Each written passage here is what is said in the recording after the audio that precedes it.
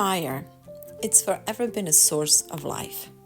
And few things can bring so much comfort and joy on a cold day as fire does.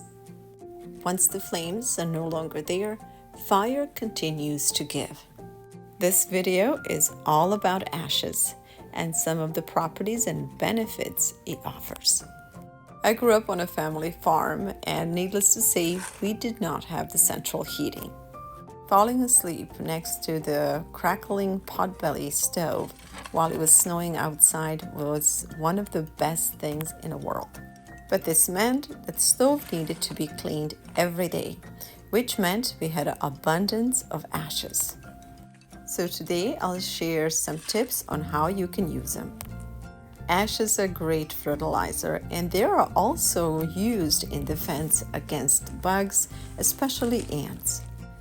Ashes are generally very rich in calcium, but they also contain potassium, sulfur, magnesium, and phosphorus. Sprinkle some on your garden and watch your plants absorb it and thrive because of it. If you don't have an ant problem in your garden, I would suggest to mix in the ashes with the soil. Next is a chicken coop.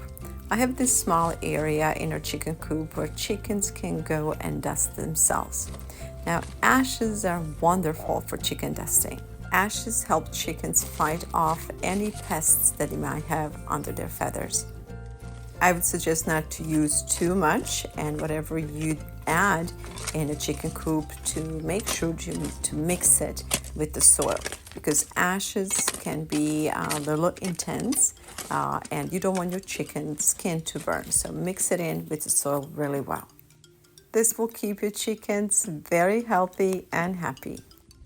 Next are fruit trees, or any trees for that matter, or even your lawn. The spring is just around the corner, so this is the perfect time to add some ashes around my fig tree. Trees would love the nutrients. I'm going to share some of these ashes with our brand new apricot tree. And when you do this, it's almost as if giving a perfect supplement or a perfect vitamin pill to your tree.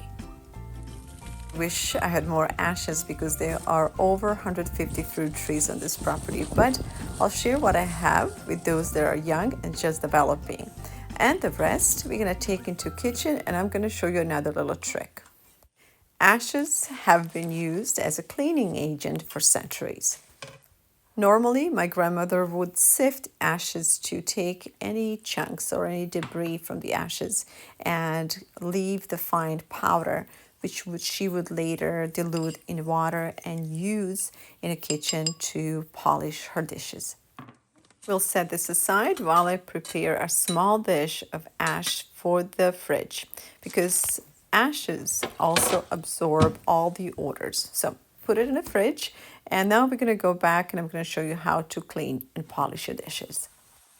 Each spring, my grandmother would set a large cauldron on a fire, and she will fill it up with water and ashes, and she will bring all the dishes from the kitchen, all the baking dishes, pots and pans, and she would soak them in the water and boil them together with the ashes. Basically, this was easy off before easy off was invented, but it was all natural and it was free. After boiling in water and ashes for a few hours, dishes would come out squeaky clean. My grandmother was really particular about the cleanliness, and every time we washed pots and pans, she would tell us, make sure you wash well behind the pot's ears, which basically meant behind the handles.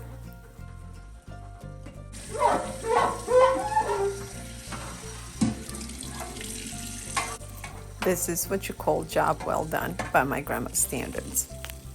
She taught us that kitchen needs to sparkle and shine.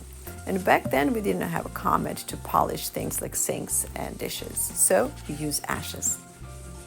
To this day, I love my sink well polished, because this is my working area, this is where I handle my food, and I especially like cleaning the little crevices that nobody can see, because according to my grandma, that's how you know the job is well done. Thank you so much for spending this time with me and for allowing me to share these old world tips on keeping your home healthy and squeaky clean. My name is VLADA'S. Follow me for more simple and all natural videos on everyday living.